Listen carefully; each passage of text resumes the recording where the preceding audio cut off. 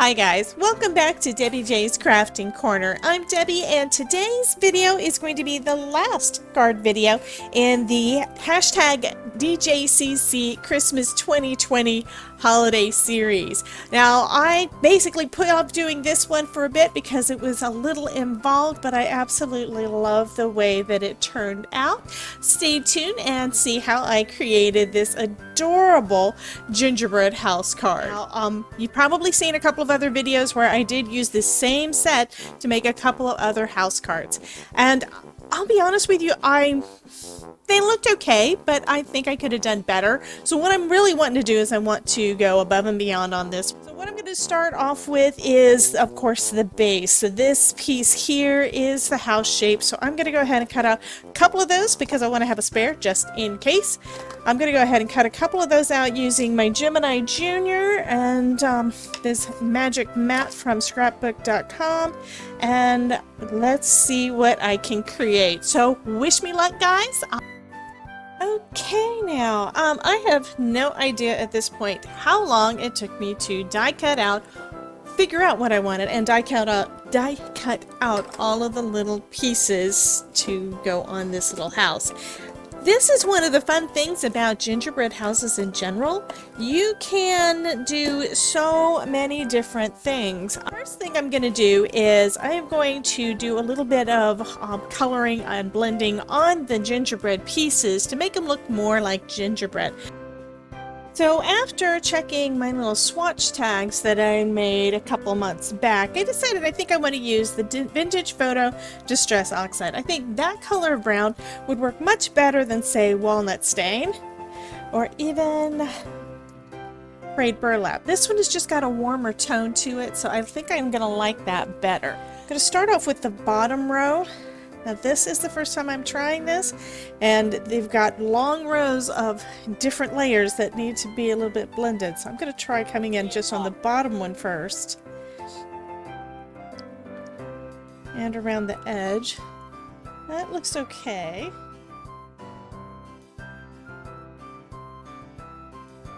Now that kind of looks like a cookie, so I'm not sure how this is going to work, but I'm going to try to just lift that edge and see if I can get some blending in here on the next one. Actually, just had another idea. I am going to mask it off. Now, it doesn't need to be a good mask, so I'm just going to grab a piece of paper towel. Because all I really need to do is cover up this part that I just used, and there is that die cut edge right there. So let's see if I can get this to fit decent.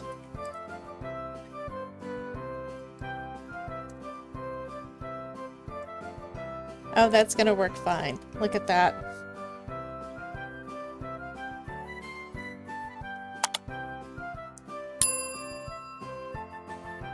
And to me it looks like, because I dabbed most of the ink off, it's giving a nice soft cooked piece there. So let's see how that looks. Oh, that looks nice. I like that. So now that I've gotten all of those little pieces done, that definitely gives a lot of texture to the roof, and I really like that. So now I'm going to go in and just go and bring in a little bit of the color from the outside in to make the cookie look like it's cooked from the outside. Basically looks like it's baked.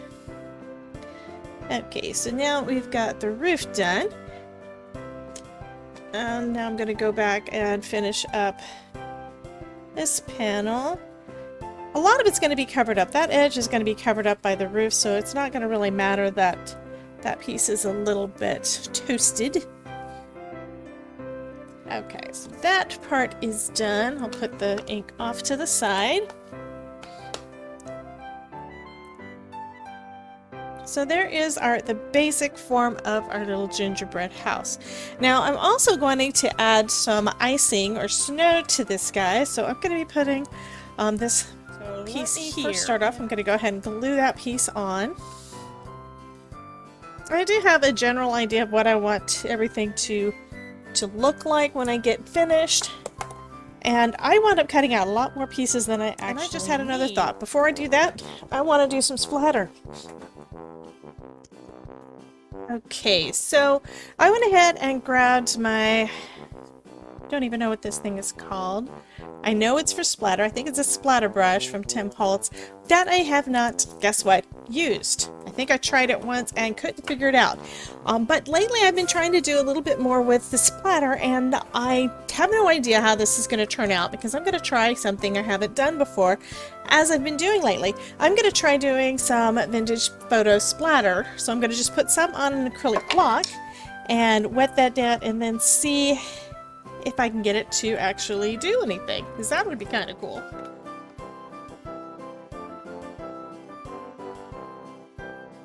Now it's kind of mixed in, and that looks kind of interesting. And then let me see. I think I remember him getting it on the brush and then just doing, and that is, I think I put a little bit too much on there. Then I also want to do some with some white. Now I don't know that I really like the way that this splatter turned out. I didn't have really any kind of control because I don't know what I'm doing. But this time I'm going, and I probably put too much water, but I'm going to try using also Hero Arts pigment ink in unicorn white. Oh, too much water and probably not enough ink. So let's see if I can control that a little bit better this time and get a paintbrush.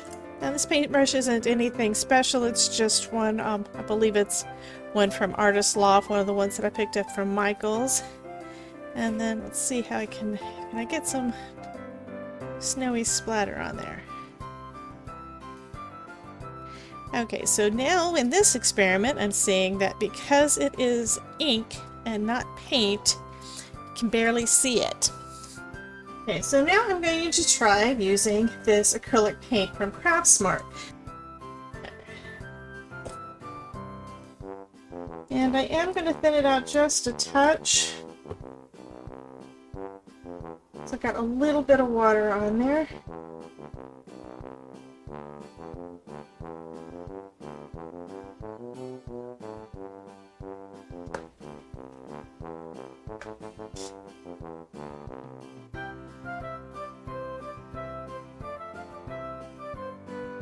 And that does show up better. To me it looks like it's still not, it's probably a little bit too thick. I'm adding a little bit more water.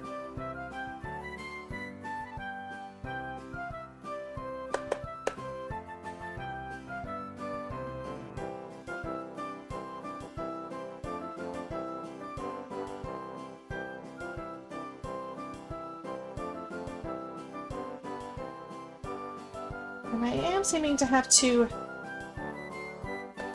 hit it kind of hard on my finger to get it to come off of the brush, which means it's probably still a little too thick. But I think that that is kind of giving me the look that I want. So next I'm just going to go ahead and hit this with my heat gun to try to dry that paint a little bit before I start gluing things together.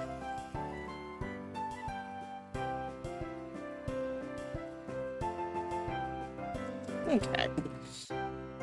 So now the glue is pretty much dry on here that I had added before, so I'm going to go ahead and re-glue this little strip of frosting or snow or whatever you want to call it.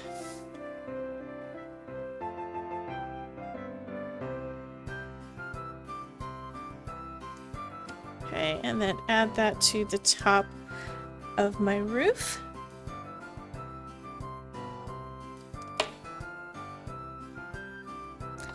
So I decided I wanted to use some Christmas lights. I just had my ScanNCut cut this out. And I decided I actually cut out a few of these with my ScanNCut, and I think I'm going to go with the red. And I want it to be just peeking out of the bottom. So I'm going to adhere it to the back of my roof, facing out and hanging down a little bit. So I'm going to add a little bit of glue here.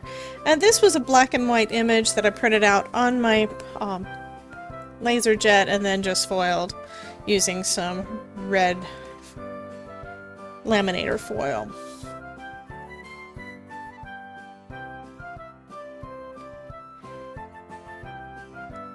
And it's just going to be peeking out the bottom. Okay, So now I'm going to go ahead and put together some of these pieces that are going to go on my house. And then once I get them pretty much assembled, then I can start putting the whole thing together.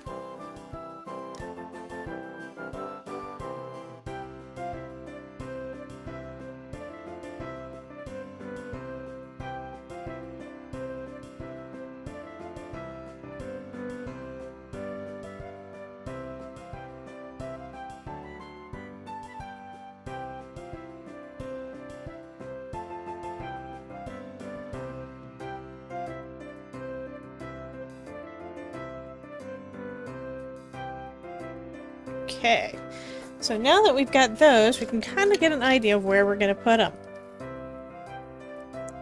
So we've got the roof there.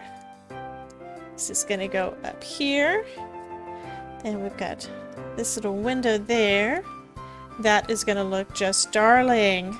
And then our main door is going to go down here. So our little house is starting to take shape. Now these pieces are windows and it's also got a little bit of a backing, but what I decided I want to do instead, I don't really want it to be stark white on white. I mean, it looks fine, but I think I want to have a little bit of color in those windows, so I'm going to just do that with my Spectrum Noir markers. So behind my windows, I'm going to color it in with the CT1, give it kind of a warm glow coming out. And I'm just looking to see how much I need to show. And it turns out that the little window frame, it comes right up to each of the little valleys of that of the scallops. So that gives me a real good idea of where I need to go to. And I'm just going to use the chisel nib. It does take a lot less time when you use that. And then let's see what it looks like with the window over it. Okay, so it looks like only one area needs to be taken care of, and that's down here in this corner. The rest of it looks like I got pretty good coverage. And let's see how that window looks. And that did pretty good too.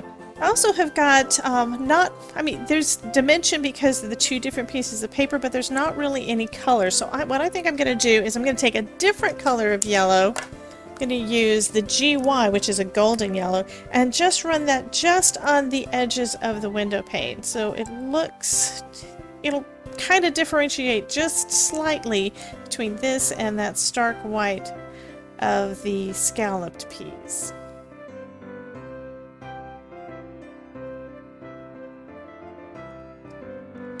Okay, and now I just need to go ahead and adhere those two together. I'm going to use my reverse tweezers so it's easier to hold onto as I put this little tiny sliver of adhesive down using my art glitter glue.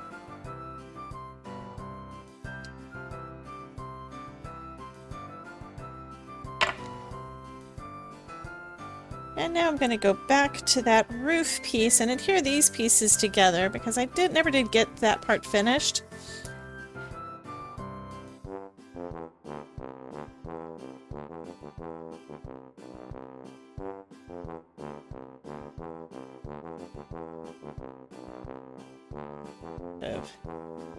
And it's going to go in the center of that roof. So I'll go ahead and put my adhesive on the back.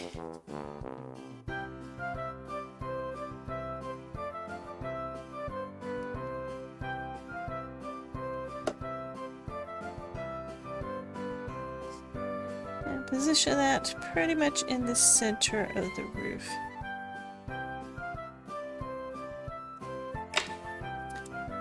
There we go. And then to decorate this piece, I decided I was just going to put a little bow there in the center.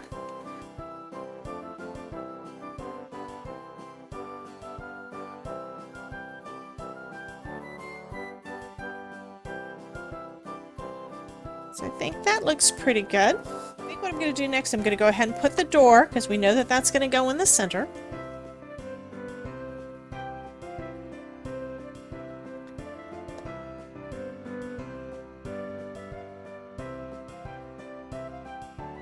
Basically positioned underneath where that arbor's going to be.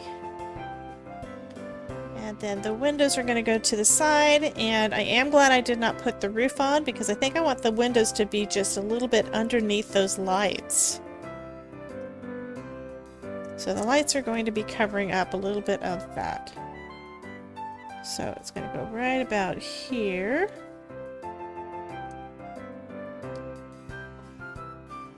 Okay, and I think now I can put the roof on. I think that'll be fine. I'm going to go ahead and put the roof on, but I'm going to put the adhesive on this piece because one thing I noticed as I was holding it is that the roof actually goes slightly above, basically around this where it's cut on the die. So it goes a little bit off.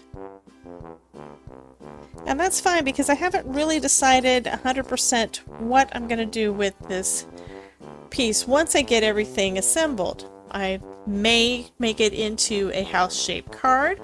I may decide instead to cut it and put it on a card base, or do a large card base and do a larger card. So now the shape of our house is all done. I think that looks pretty cute. Now I'm going to go ahead and do a little bit of decorating. So first I'm going to put some snow at the bottom to start.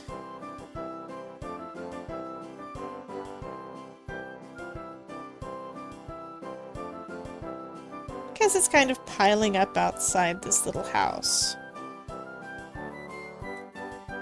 And now some of the other things that I had...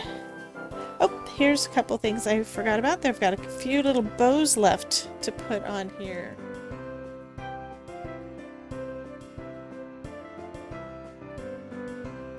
Oh, this is turning out really nice. So I've actually got some candies that we're going to be adding. So part of what we've got are these little candy canes that I cut out of white cardstock, but that means I need to add some red to them. So I'm going to go ahead and just take, I think I'm going to do DR3. It's a little bit darker than my typical one color DR1. Yes, I think this color is just a little bit darker, so it works a little better when it comes to matching or contrasting with the other shades of red that are already on the card. And in addition to the little candy canes, I also went ahead and cut out some gumdrops. So we're going to be adding those guys to this card too. And so I've got some red and white gumdrops for that part. So what I'm going to do here is I'm going to position each of my candy canes like that, facing away from the door and having 3 on each side, and then having alternating red and white gumdrops kind of in between them. And I do want it to be fairly close to the door for this first one. Okay, so we've got the first one down. And I'll go ahead and do the last one and then try centering the one in the middle. So it'll be nice and balanced. Now I'll start adding the third one.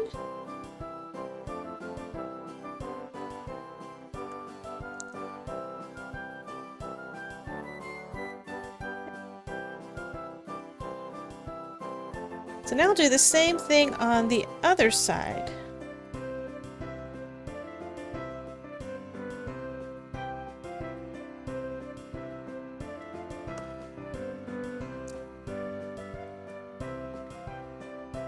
Okay, so now I have to figure out the positioning of my little gumdrops.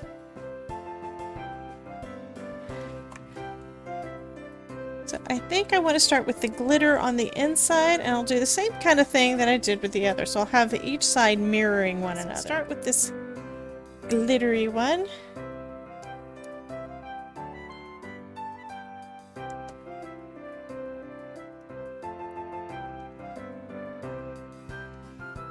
It's not quite covering up that candy cane, but I can try to get the spacing about right. Sorry guys, this is that little bit of OCD in me. So this one is covering up quite a bit of that candy cane. So I think if I put this one kind of in the middle between the two, that should be about the right, just about the right amount of space for the other. Also going to go a little bit higher, because I'm going to do something else in just a second too once I get these guys down. Okay, so I still have a couple of pieces of this snow. So what I think I'm going to do is I'm going to put another layer, not in front of the door, but over in front of all those little candy pieces.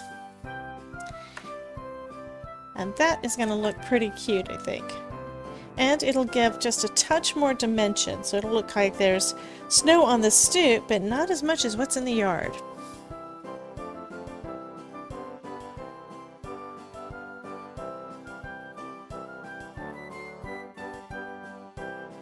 I will just trim off this little bit of excess here. Line it up close to where the door is and over in front. So we've basically, in some places, we've got a couple of different layers of snow, and then all of those little candy pieces are in the middle, so that adds quite a bit of dimension there. Even though it's not bulky. I mean, this is still pretty much one layer, so that's kind of good. Then I'll trim off this last for the last bit. I went ahead and cut out a couple of the little hearts that came in the die set too. Yeah, I think that's going to look good. So I'm going to go ahead and add these little accents. There's a couple of different ways that you can make a card base from this. Now, one would be to cut your card base with the die just above the edge of your card, so this is already folded in half, and then it's all one piece. Or this die set also comes with another piece here that you cut it out and it creates a little hinge. So I'm going to just do it where the hinge is already on the die cut. I just have to position it right and tape it in place. And that also means that any large die cut that you have, or even small ones depending on how big you want your card, but you can make a shaped card out of basically any die cut that you have. Just put a piece of washi tape on the edge, and this is so I can line it up so it's just to the other side. I don't know if you can see that, but just to the other side of this of the cut line. I'm just going to fold that over so it's going to act as the hinge.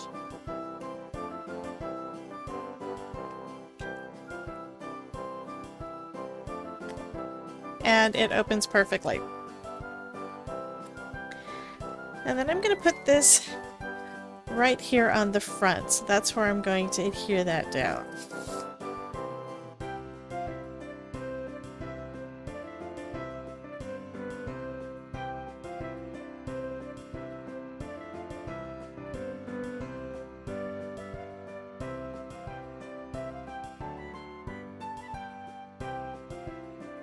And this card has got enough glue in there that I think I'm going to have to put it in a book to flatten it out or run it through my die cut machine. But that looks pretty much adorable. I did just have another thought though, as a final piece. I'm going to add a couple little gems to this. And I was thinking maybe the snowflakes too, but the blue won't really go with the red. But these little tiny gems would go really nice on those little bows.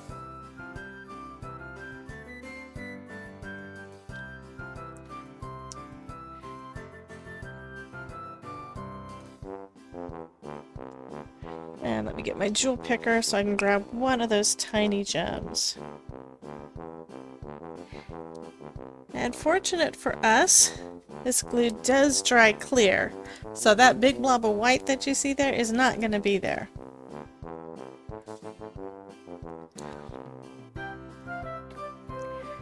Okay, so that finishes up the last card in my Christmas 2020 series. Oops, I almost forgot. I was going to add some snow to the snow. So I think what I'm going to do think I'm going to use the Nuvo glitter accents in Fresh Snowfall. It does give a really, really nice texture. It's almost like glitter paste in a bottle. So I think I'm going to start here on the bottom. Oh yes, this is going to be nice. And I'm not going to go in front of the door because again, that we've got that little bit of texture already created there, and I really want it to look like there's snow on the stoop, but there's more snow in the yard. I think I'm also going to use the Stickles, but I'm going to use the Stickles on the little gumdrops. You know, like they've got a little bit of fresh snow on top. And while I'm doing that, I'm going to turn this one over and let some of the kind of move down to the bottom. So I'll go ahead and add a little bit of the Stickles to the top. And I'm going to do that even on these red ones. Okay, so I've got it on top of all of those little candies. And now I'm going to add some more snow to the snow. Another thing that would have been fun to use here would have been the snow pin, but I still have not found mine. I will probably find it sometime in March when I definitely don't need to use it anymore.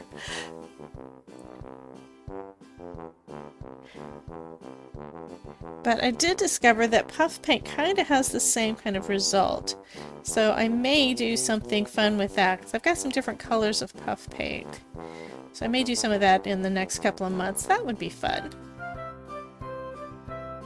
Because 2021 is going to be a year of experimentation, learning,